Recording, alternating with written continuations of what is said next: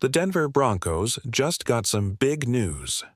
First, PFF, Pro Football Focus, released its list of the top 101 players in the entire NFL. Now, if things were evenly spread out, each team would have about 3 players on that list. But guess what? The Broncos didn't just get 3, they got 4. And here's the best part.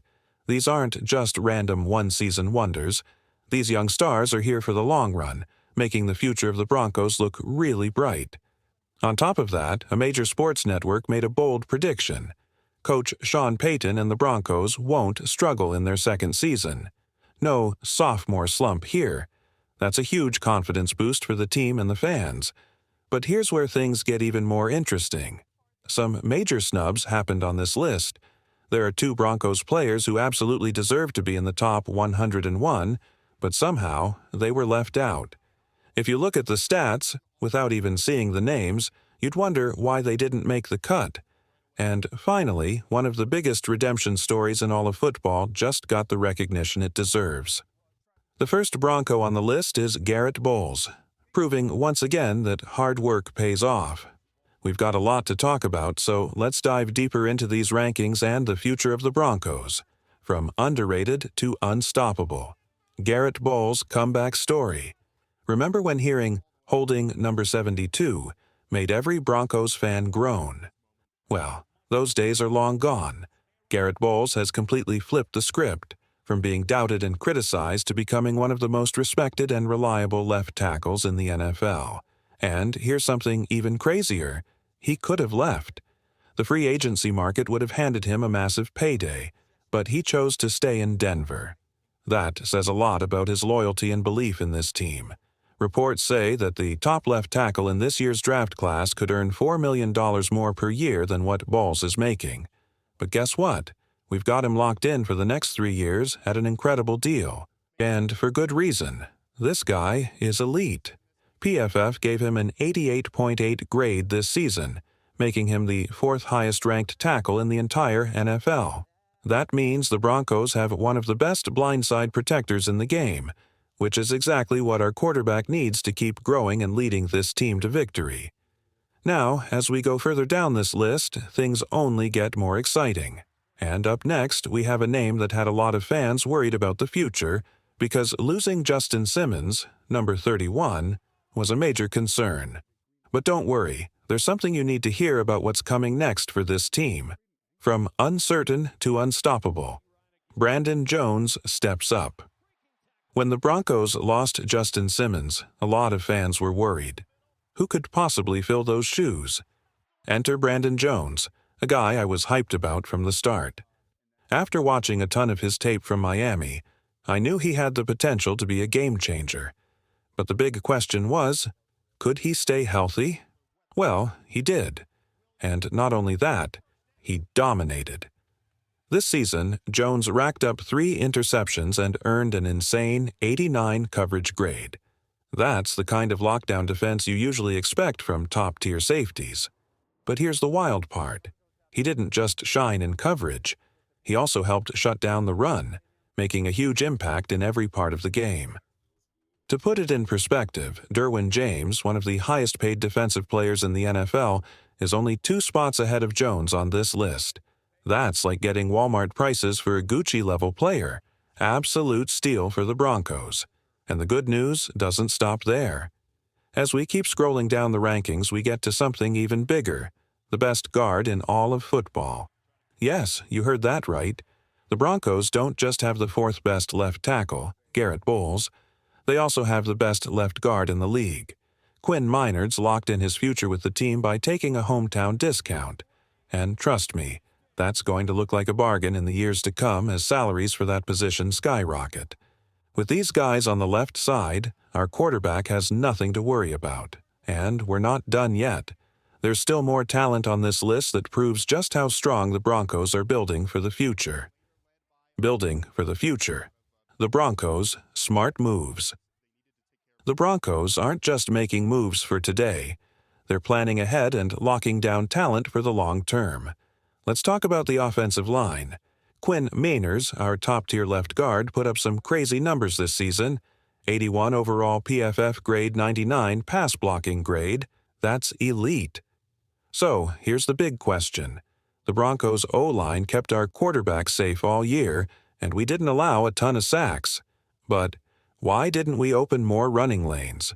Was it the offensive line's fault or the running back struggling to produce?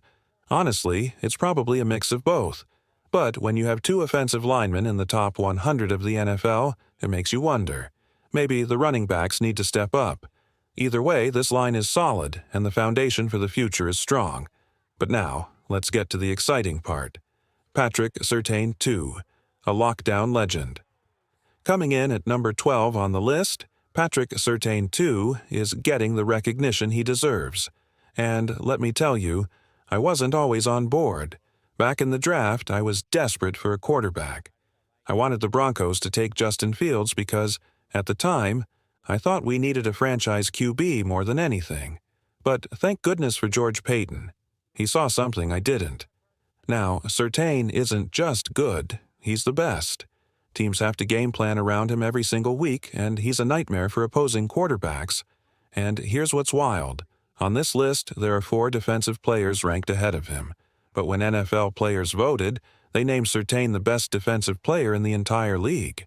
That sounds like a snub to me. But hey, rankings aside, the Broncos have the best cornerback in football. And that's a game changer for this team's future. And trust me, we're not even close to being done. There's still more talent to talk about, and the best part? The Broncos are just getting started. The Broncos are stacked, and the NFL knows it. I get it. Lamar Jackson, Joe Burrow, and Josh Allen are elite quarterbacks, and I'm not saying Patrick Surtain should rank ahead of them. But when every AP voter says Surtain is the best defensive player in the league, yet he's somehow ranked below other defenders? Yeah, that's a snub. The good news? We've got him locked in for the long haul. And it's not just Surtain. Denver has more top-tier players on this list than we should, and almost every single one of them is locked in for at least 3 to 4 more years. The best part? This core isn't just talented, they're young and hungry. Sure, Garrett Bowles isn't a rookie, but look at guys like Quinn Meinerz, Patrick Surtain, and Brandon Jones. These guys are just getting started. And even though Jones isn't signed long-term yet, I have no doubt the Broncos will figure that out. But here's where things get wild. Nick Bonitto. Got snubbed. Big time. Let's talk about TJ Watt. I get it. His brother is an announcer, he's a big name, and everyone loves him. But let's be real. This season, his stats don't back up his ranking.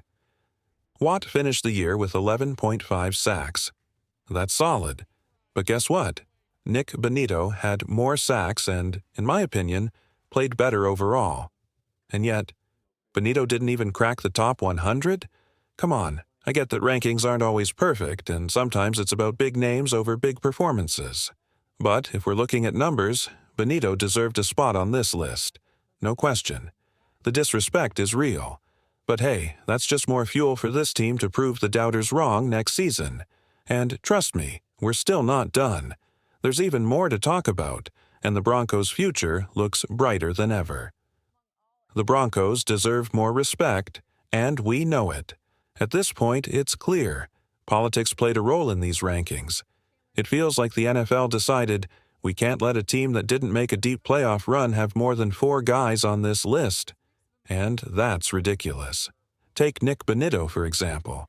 He had a better season than TJ Watt, yet he's left off the list entirely? Come on.